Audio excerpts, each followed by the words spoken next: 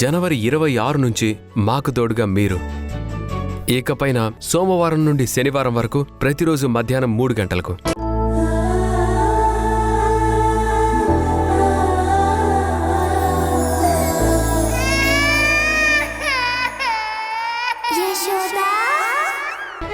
ఆ రాక్షసి లాంటి వాళ్ళు మనుషుల్ని, సాక్ష్యాల్ని అన్నిటినీ కొనేస్తారు, లేదంటే భయపెట్టి నిజాల్ని అబద్ధాలుగా మార్చేస్తారు. ఇవన్నీ నీకు తెలుసు కూడా ఆవిడ మీద కేసు పెట్టడం ఏంటమ్మా? మాతో ఒక్క మాటైనా చెప్పుండాల్సిందే.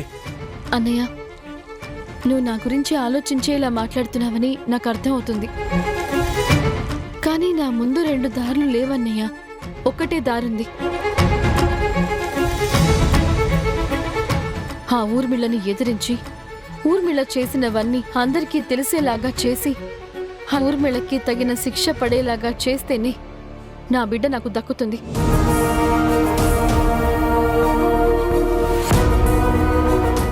నేను ఏ తప్పు చేయలేదని ఈ సమాజానికి కూడా తెలుస్తుంది. ఇది కాదంటావా? నాకు మరణం తప్ప వేరే దారి లేదన్నయ్య.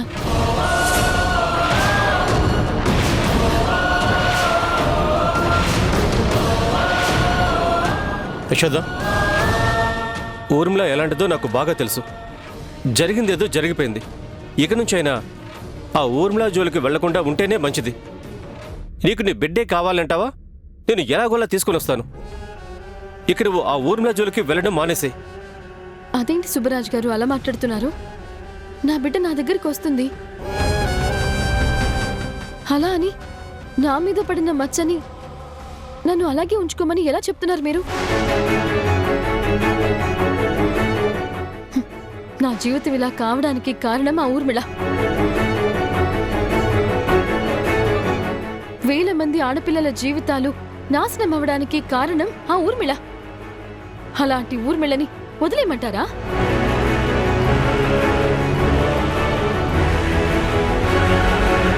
ప్లీజ్ యశోద, ఆ ఊర్మిళ పేరు పదే పదే ఎత్తకండి. నాకు ఆ పేరు వింటేనే అసహ్యం, కోపం.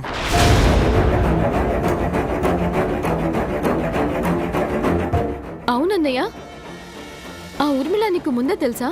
నువ్వు చెప్పే ఊర్మిళ వేరు, నా జీవితంలో ఉన్న ఊర్మిళ వేరు.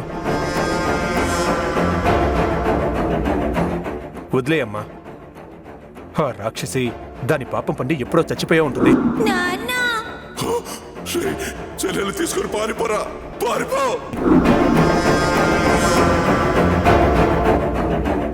అసలు ఎవరన్నయ్య ఆవిడ?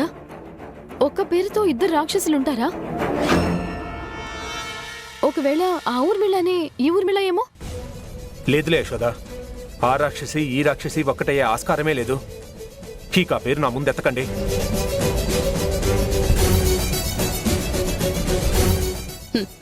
పిచ్చి మధు, ఆ ఊర్మిళ ఈ ఊర్మిళ ఒకటే అన్న నిజం తెలిస్తే నీ గుండె ఆగిపోతుంది. భయంతో ఇల్లు ఖాళీ చేయించి దూరంగా తీసుకుని వెళ్ళిపోతావు.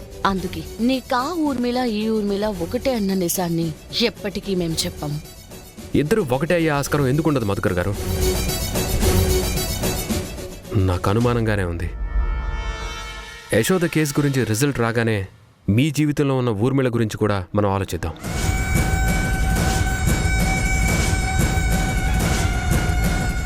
ఇంక మీ గోల్ ఆపుతారా?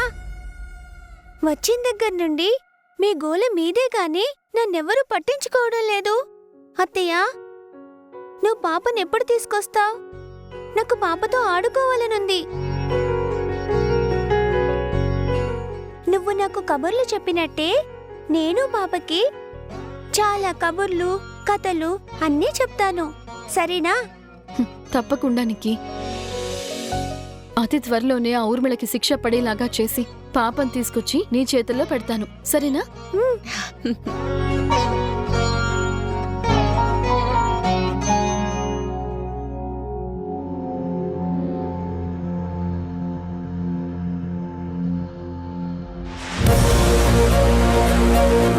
అమ్మ మీద అనుమానం పెట్టుకోవద్దమ్మా.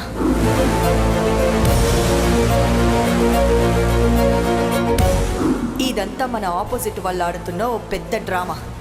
అయినా బిజినెస్లో ఇవన్నీ కామనేనమ్మా.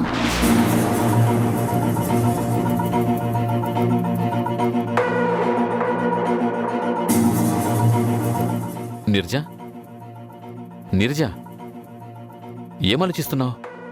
సంజయ్, మా మమ్మీ ఏదైనా తప్పు చేస్తుందంటావా? నాకు తెలిసి మా మమ్మీ ఎప్పుడు ఏ తప్పు చేయదు సంజయ్. కాకపోతే ఈ మధ్య మమ్మీ టెన్షన్ పడుతూ ఉండటం నేను గమనించాను. నాకు కూడా నీలానే అనిపించింది నిర్జ. కానీ నీతో అంటే నువ్వు ఎక్కడ ఫీల్ అవుతావో అని నేను నీతో అనలేదు. నాకు తెలిసి అత్తయ్య ఏదో పెద్ద సమస్యలో ఉన్నారు.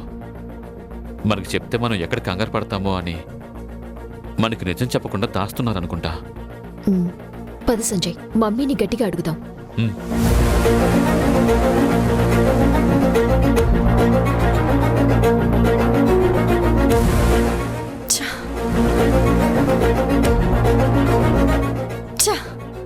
ఇప్పటి వరకు ఎవ్వరు కూడా నా నీడని కూడా టచ్ చేయలేకపోయారు. కానీ నువ్వు మాత్రం నన్ను కోర్టు బోనికెక్కిస్తున్నావు యశోదా. అది జరగకూడదు, జరగనివ్వను.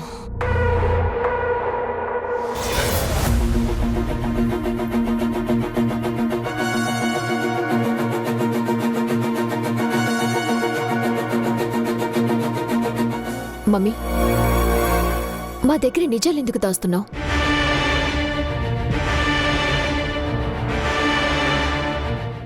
నేను నీ దగ్గర నిజాలు దాచడం ఏంటి నీరజ? దాస్తున్నావు మమ్మీ, నాకు తెలుసు.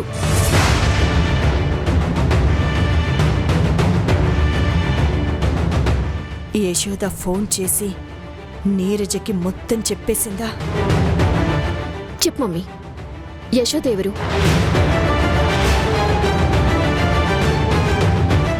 యశోదకి నీకు సంబంధం ఏంటి? యశోద గురించి మాకు తెలియని నిజాలు నీ నోటితో వినాలనుంది.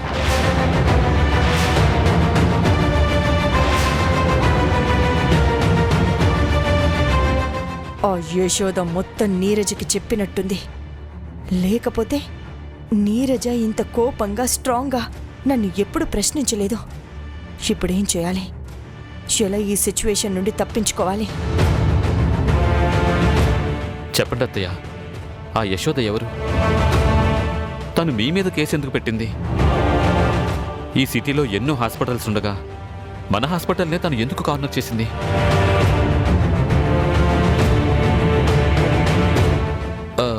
మీరు నిజాలు చెప్తే చాలా బాగుంటుంది అత్తయ్య. ఈటీవీ ప్రేక్షకులకి నమస్కారం. ఊర్మిళను ఎదిరిస్తూ మేం చేస్తున్న ప్రయాణానికి మీరు చూపిస్తున్న ప్రేమకి కృతజ్ఞతలు తెలుపుతూ ఇకపై జనవరి 26 నుంచి సోమవారం నుండి శనివారం వరకు ప్రతిరోజు మధ్యాహ్నం 3 గంటలకి మిమ్మల్ని పలకరించబోతుంది.